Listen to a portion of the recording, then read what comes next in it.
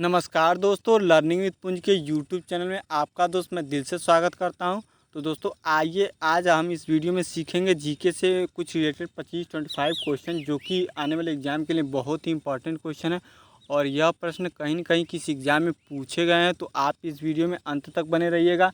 इस वीडियो में आप सभी को जीके से रिलेटेड 25 क्वेश्चन देखने को मिलेंगे और उनसे रिलेटेड कुछ फैक्ट भी। तो आइए इस वीडियो को शुरू करते हैं। दोस्तों इस वीडियो को शुरू करने से पहले मैं आपको बता दूं कि इस वीडियो में आप जितने भी प्रश्न को देखें उनको याद करने की कोशिश करें और हर एक प्रश्न को किसी न किसी अदर प्रश्न से लिंक करने की कोशिश करें। इससे आपकी जीके और अच्छी तैयार होगी। तो चलिए वीडियो को बिना किसी देरी के देखते हैं। तो चलिए दोस्तों देखते हैं आज के सीरीज का पहला क्वेश्चन है कि भारतीय संविधान के अनुच्छेद 17 का संबंध किससे है। तो दोस्तों इसका आंसर हो जाएगा सी, अस्पृश्यता उन्मूलन से। अस्पृश्यता का अंत भारतीय संविधान के अनुच्छेद 17 में इसके बारे में बताया गया है। तो दोस्तों इसका ऑप्शन सी हो जाएगा। नेक्स्ट क्वेश्चन हम देखते हैं कि भारतीय संविधान के अनुच्छेद 25 का संबंध किससे है।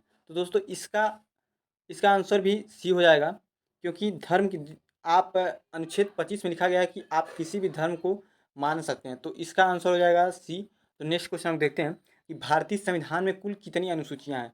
तो दोस्तों मूल संविधान में पहले 8 अनुसूचियां थी, बट वर्तमान संविधान में इस समय 12 अनुसूचियां हैं। तो इसका ऑप्शन ए हो जाएगा। नेक्स्ट क्वेश्चन हम देखेंगे कि विधान परिषद किसी साधारण विधेयक को निम्न में से किस अवधि तक रोक सकता है। इसका ऑप्शन है 3 माह, 4 माह, 6 माह और 14 माह। तो दोस्तों इसका सही ऑप्शन होगा 4 माह, कि विधान परिषद किसी साधारण विधेयक को निम्न में से 4 माह की अवधि तक रोक सकता है। तो दोस्तों नेक्स्ट क्वेश्चन हम देखेंगे जो कि पांचवा क्वेश्चन है कि भारत में उच्च न्यायालयों की संख्या कितनी है। तो दोस्तों इसका आंसर हो जाएगा ए, भारत में उच्च न्यायालयों की संख्या 25 है दोस्तों। तो हम लोग नेक्स्ट क्वेश्चन देखेंगे कि केंद्र सरकार राज्य केंद्र राज्य संबंध किस अनुसूची में है। तो दोस्तों इसका आंसर हो जाएगा सातवीं अनुसूची में केंद्र और राज्य सूची के बारे में बताया गया। तो इसका आंसर छठे का आंसर ए हो जाएगा। तो हम नेक्स्ट क्वेश्चन देखते हैं कि भारतीय संविधान में अवशिष्ट शक्तियां किसमें नहीं थे। तो दोस्तों इसके पहले जानना होगा कि अवशिष्ट शक्तियां क्या होती हैं। जैसे जो ये साइबर क्राइम है, तो जब सबसे पहले हमारा संविधान बन रहा था तो उस समय साइबर क्राइम ऐसी कोई चीज़ नहीं थी, तो इसलिए अवशिष्ट शक्तियां को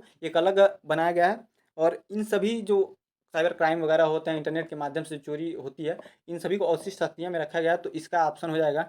तो यह इसको संसद के द्वारा निर्मित किया गया है। तो इसके अवशिष्ट शक्तियों के बारे में जो कानून बनाता है वो संसद बनाता है। तो इसका आंसर डी हो जाएगा दोस्तों। तो नेक्स्ट क्वेश्चन हम देखेंगे आठवां क्वेश्चन कि भारत में वित्तीय आपातकाल की घोषणा आज तक कितनी बार हुई। तो दोस्तों वित्तीय आपातकाल अभी तक भारत में एक भी बार नहीं लगा है। तो इसका आंसर डी हो जाएगा दोस्तों, क्योंकि आज तक जितने भी आपातकाल लगे वो किसी और कारण से लगे थे, कभी सैन्य के कारण से, कभी और किसी और कारण से, लेकिन वित्तीय आपात अभी तक नहीं लगा। तो दोस्तों इसका आंसर डी हो जाएगा।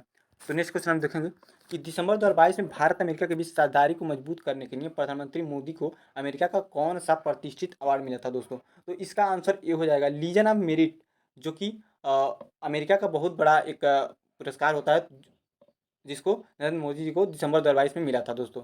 तो नेक्स्ट क्वेश्चन हम देखेंगे कि बजट 2020-21 के अनुसार उड़ान योजना के अंतर्गत 2024 तक निम्नलिखित में कितने हवाई अड्डे स्थापित किए जाएंगे। तो दोस्तों इसका आंसर हो जाएगा बी, और इस उड़ान योजना के तहत 100 अंतर्राष्ट्रीय हवाई अड्डे स्थापित किए जाएंगे। तो दोस्तों इसका आंसर बी हो जाएगा। नेक्स्ट क्वेश्चन हम देखेंगे कि प्रधानमंत्री रोजगार प्रोत्साहन योजना का कार्यान्वयन किस मंत्रालय द्वारा किया था। तो दोस्तों इसका आंसर हो जाएगा श्रम एवं रोजगार मंत्रालय, क्योंकि दोस्तों प्रधानमंत्री रोजगार आप प्रश्न से ही जान सकते हैं कि इसमें रोजगार लिखा है, तो मे भी यह रोजगार से संबंधित है, इसलिए इसका ऑप्शन ए हो सकता है। तो दोस्तों इसका ऑप्शन ए होगा। नेक्स्ट क्वेश्चन देखते हैं कि भारत की जनगणना 2011 के आंकड़ों के अनुसार भारत का लिंगानुपात कितना है दोस्तों।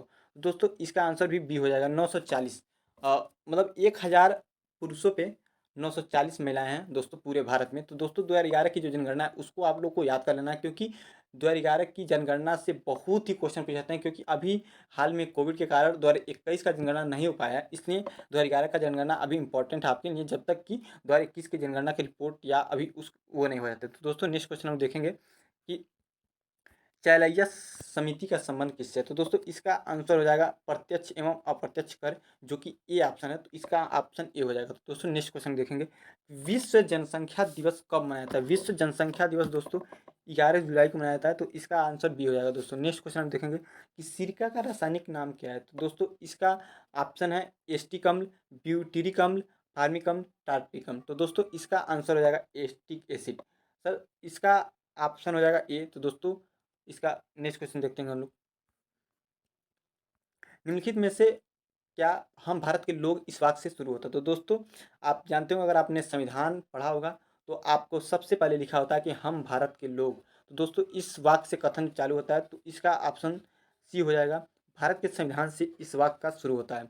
तो दोस्तों नेक्स्ट क्वेश्चन हम लोग देखेंगे, निम्नलिखित में से कौन सा नवीनतम है। मतलब ये पूछ रहा है कि कौन सा जो राज्य ऑप्शन में से कौन सा राज्य नवीनतम। इसके ऑप्शन है ए तेलंगाना, बी सिक्किम, सी झारखंड, डी गुजरात। तो दोस्तों आप लोग सभी लोग जानते होंगे कि तेलंगाना की स्थापना 2014 में हुई थी, तो यह सबसे नवीनतम राज्य है, इसलिए इसका ऑप्शन ए हो जाएगा।